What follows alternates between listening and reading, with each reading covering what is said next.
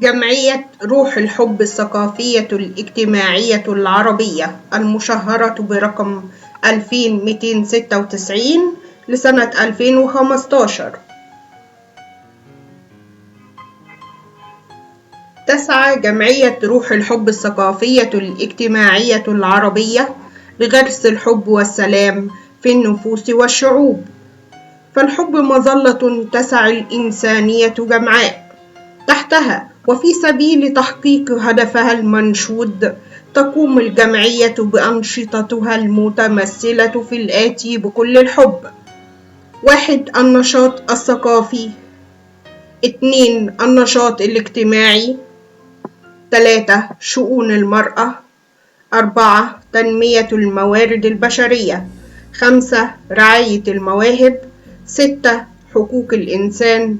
7. التواصل مع الشباب. أعضاء مجلس الإدارة: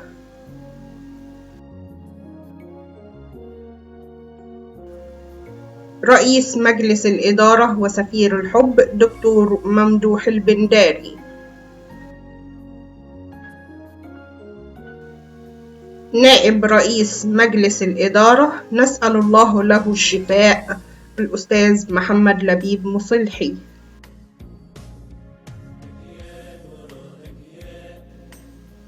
مدير عام الجمعية مهندس محمد إمام.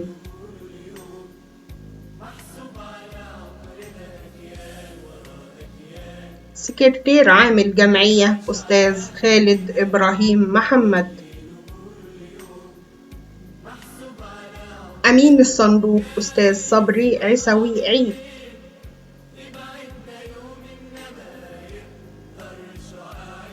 أستاذة أمال عبد الله الصياد المشرف العام على النشاط الاجتماعي. أستاذة نسرين غريب محمد المشرف العام على النشاط الثقافي.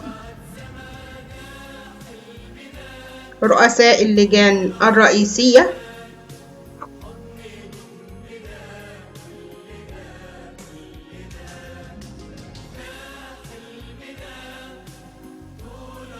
دكتورة هبة مصطفى عبد العزيز رئيس اللجنة الإعلامية. أستاذة أسماء محمد عضو مؤسس ورئيس لجنة شؤون المرأة.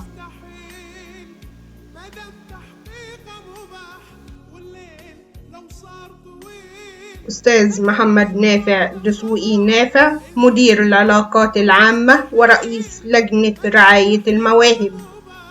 أستاذ طارق شامخ عبد الجواد رئيس لجنة تنمية الموارد البشرية. أستاذة منى سعد أبو العلا الشهيرة بمنى خالد رئيس لجنة التنسيق مع الهيئات والمؤسسات المصرية والعربية. أستاذة سلوى محمد رئيس اللجنة الاجتماعية.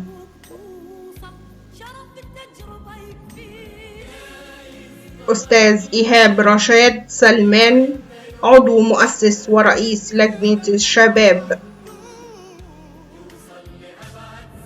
المستشارين للجمعية: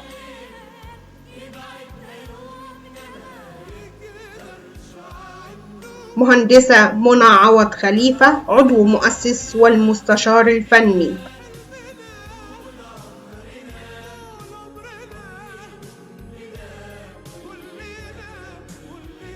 أستاذة منى عبد الستار الصوفي عضو مؤسس والمستشار الثقافي للجمعية. أستاذة كريمة دحماني بنت خالد عضو مؤسس والمستشار الإعلامي العربي.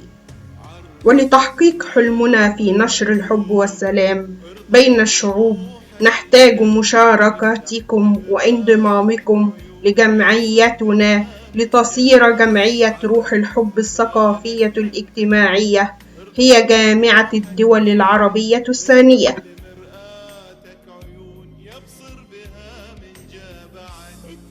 الكون واتمرد وتعلم